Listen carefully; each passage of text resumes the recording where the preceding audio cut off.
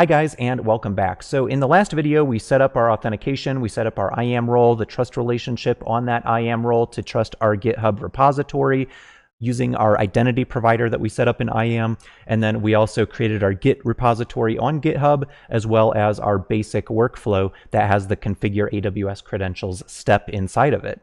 So at this point, we are basically at the point where we can start customizing our policies a little bit further. And I just wanted to show you an example of a user-defined policy that's a little bit more limited, that would be more appropriate for an AWS cleanup step. And the reason I say that is because these permissions policies that we have down here are pretty permissive. So when we do things like S3 full access, for example, that is going to give us access to all the different S3 APIs.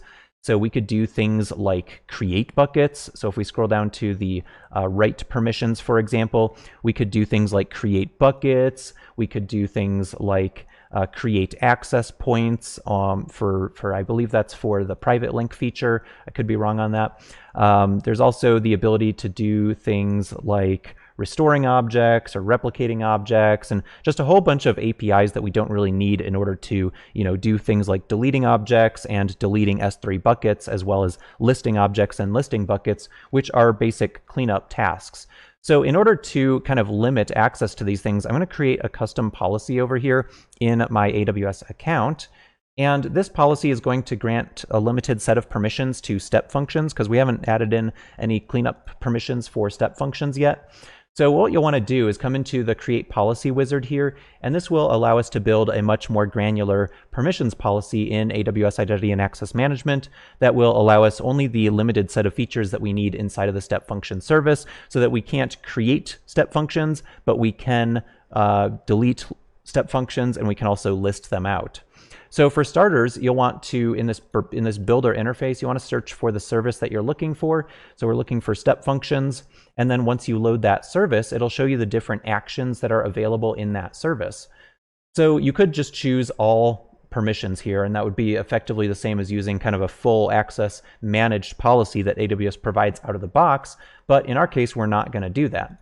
So instead, what we want to do is actually allow listing of state machines as well as listing of activity tasks, for example. And then we'd also want the ability to do certain write operations, but not all. So we would want the ability to do things like delete activity tasks as well as deleting state machines in the step function service. However, we don't really need the ability to do most of these other operations. We don't need the ability to create new activity tasks because we're actually trying to clean those up. We don't need the ability to create state machines because, once again, we're trying to clean those up, not actually create them. We also don't need the ability to do things like sending heartbeats or sending failure or success messages to state machines, because that doesn't really pertain to our cleanup operation here. And same thing with starting or stopping executions. We don't really need to worry about managing executions because our objective here is just to clean up our resources. Now I'm going to go under read here. I can ignore tagging because we don't need to be able to tag resources, because again, that doesn't really pertain to cleanup. We can clean up resources whether or not they have tags associated with them. However, down here under the read operations, we already have the list operations, but we might need to add in read permissions as well. So we could do describe execution. Actually, that's for a specific execution of a state machine. So I'm just going to do describe state machine and then describe individual activities as well.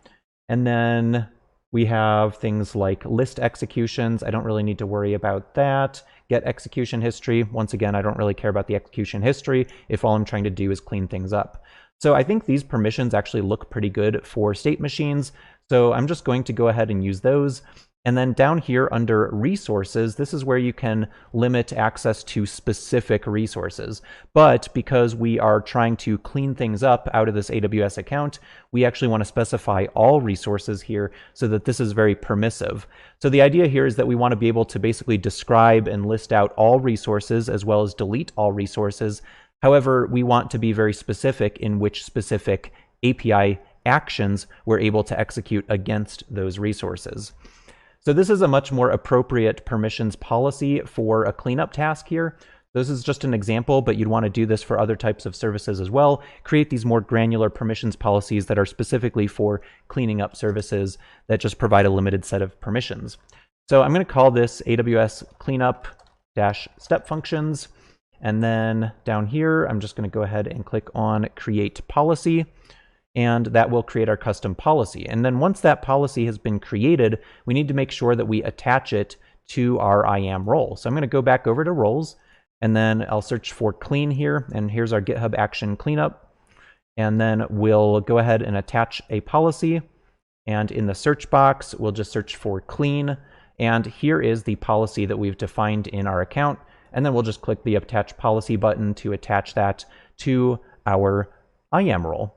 So now at this point, any code that we run inside of our GitHub Actions workflow using the AWS SDKs will now additionally have limited access to the step function service, whereas with some of these other services like EC2 and VPC and S3, we're still just going to use those liberal policies, but I'll kind of leave it to you as an exercise to go through, very similar how we did with step functions, go through with these other services and find the necessary permissions that you would need in order to create a more limited access policy for cleaning things up. And the reason that we would want to do that is so that if somebody accidentally gained access to our AWS account here, or sorry, our GitHub account, and was able to commit code into this repository, the IAM role that we have authorized this repository to use would then not have permission to do things like create VPCs, create NAT gateways, which cost us money, create load balancers, create EC2 instances. And so we're kind of limiting the scope of impact if our GitHub account were to get compromised and someone were able to insert malicious code into our repository. All right, so now that we've better understood how to create a limited permissions policy in AWS IAM for cleanup tasks, let's go ahead and actually start building out some cleanup automation. I hope this has been informative for you, and I'd like to thank you for viewing.